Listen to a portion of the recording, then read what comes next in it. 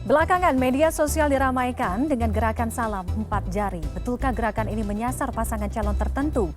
Apa makna di balik gerakan tersebut dalam konteks ekspresi berdemokrasi? Kami bahas bersama Gun Gun Haryanto. Selamat sore Mas Gun Gun. Selamat sore Mbak Tiffany. Baik, Mas Gun Gun, apa yang Anda cermati dari gerakan salam 4 jari ini? Apakah ini sebatas fenomena gerakan yang memang kadang biasanya muncul pada masa pemilu, atau Anda melihat ada hal lain di balik narasi kebebasan berekspresi, atau apa analisa Anda? Iya, ini tentu tindakan simbolik ya, dan ekspresi dalam konteks demokrasi yang masih bisa dipahami dan masih bisa ditolerir ya. Kenapa? Karena ini kan bentuk namanya itu simbolik convergence kalau istilah akademik itu, atau proses berbagi kesadaran yang dibagikan ke khalayak luas melalui satu sistem simbol tertentu. Dan setiap pemilu itu pasti ada ya gerakan seperti ini ya, mulai dari mungkin di era Orde Baru misalnya gerakan golput gitu ya, atau misalnya di 2019 hashtag 2019 ganti presiden misalnya.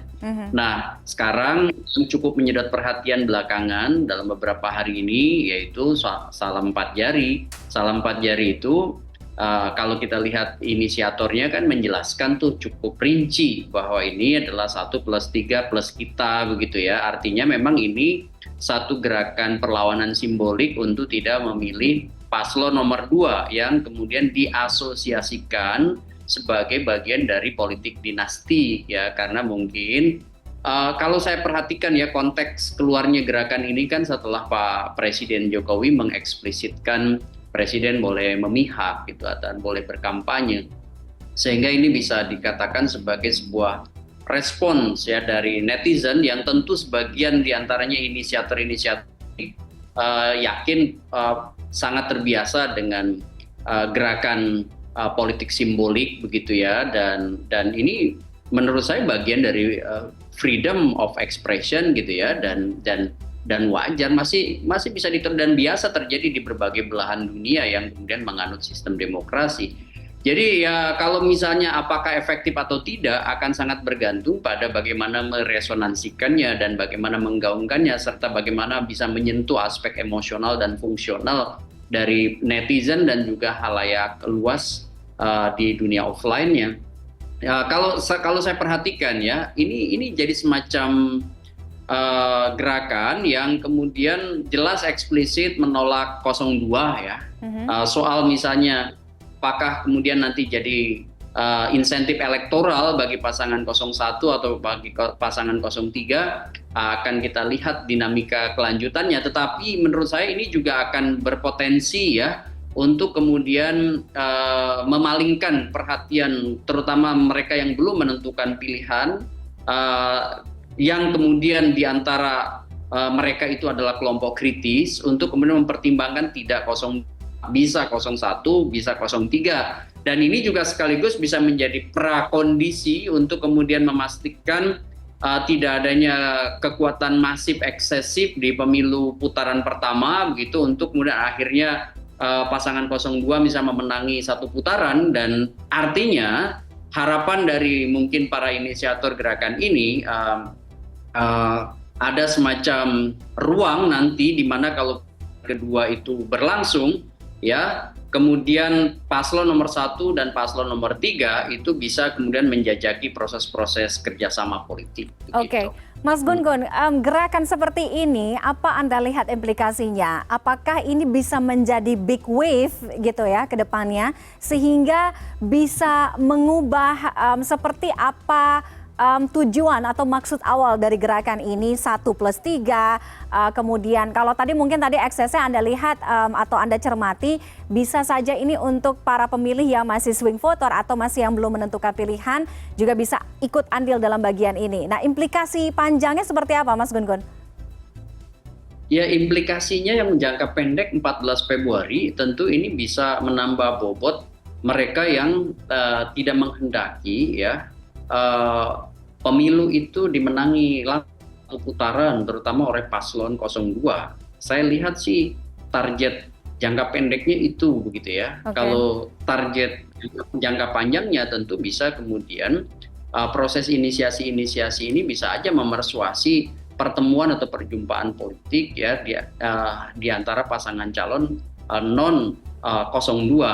Artinya begini, kalau seberapa signifikan pengaruhnya menurut saya akan sangat ditentukan hal pertama, narasi yang didengungkan atau diresonansikan oleh para inisiator salam 4 jari ini. Jangan sampai kemudian justru ya tadi bukan melahirkan gelombang besar ya dalam konteks misalnya masuknya basis pemilih ke 01 malah bisa aja kalau tidak atau salah persepsi ya akhirnya kemudian tidak memilih dari 3 pasangan calon yang ada gitu kan karena simbol dari itu kemudian tidak ada di kartu suara. Ini ya, jadi kepandaian untuk menarasikan gerakan 4 jari ini, salam 4 jari ini sebagai bentuk perlawanan terhadap 02 itu benar-benar harus padat, tepat, dan kemudian mudah oleh terutama gen milenial dan gen Z yang memang proporsinya besar dan mereka adalah digital native. Itu yang pertama soal narasi.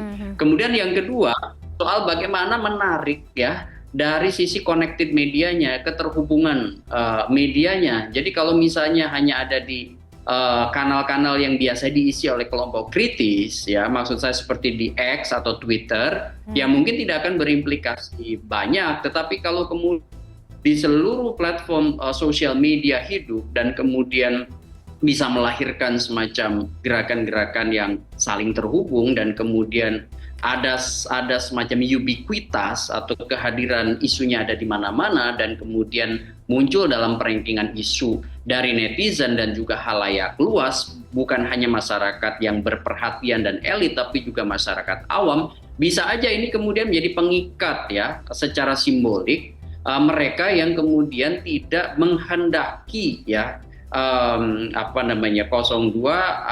dalam konteks ini adalah Prabowo dan Gibran yang diposisikan politik asosiatifnya itu dengan pemerintahan Pak Jokowi, artinya bisa aja kemudian ini mencuri perhatian di lap terakhir menjelang 14 Februari meskipun mungkin tidak terlalu signifikan, tetapi akan kemudian membuat misalnya ya persentase 02 stagnan di terutama di penetrasi ke basis pemilih yang belum menentukan pilihan atau undecided voters tadi begitu. Oke, kalau narasi dan simbol seperti ini tadi Anda sampaikan ini sah-sah saja dalam konteks demokrasi, berarti tidak ada pelanggaran dalam pemilu di sini, tidak termasuk black campaign kah? Dan artinya bagaimana Anda melihat kemunculan dari fenomena atau gerakan yang biasanya muncul pada masa pemilu? Kita ingat 5 tahun lalu di 2019 ada hashtag atau gerakan juga 2019 ganti presiden.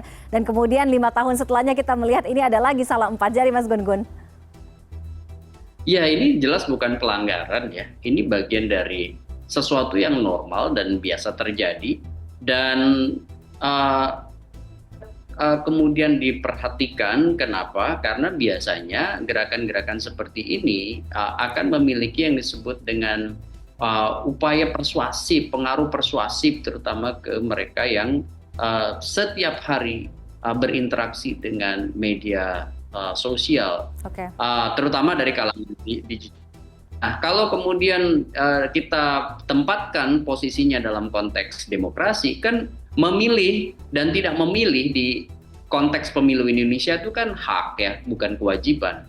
Dan hak itu diserahkan kepada siapa sebagai bentuk mandat demos ya, untuk kemudian nanti memandatkan kekuasaan kepada siapapun, itu kan juga menjadi hak dari warga negara yang berdaulat gitu. Jadi bagi saya ini sebenarnya normal-normal saja, bisa jadi kemudian ini juga menjadi serius gitu ya kalau kemudian memang ada upaya tadi mengorkestrasi ya opini yang berpengaruh pada persepsi halayaknya. Nah, kalau kemudian itu bisa menyolidkan gitu ya, menyolidkan persepsi di antara masyarakat yang masih bimbang dan belum menentukan pilihan, bisa saja mencuri poin di akhir gitu, di lap terakhir untuk kemudian membuat pasangan yang dikampanyekan untuk tidak dipilih itu tentu persentasenya menjadi stagnan dan tidak bisa mencapai 50% plus 1 dan artinya membutuhkan putaran kedua.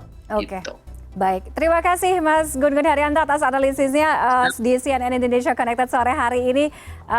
Kita akan diskusi lagi ya nanti di lain waktu ya. Selamat sore. Sore.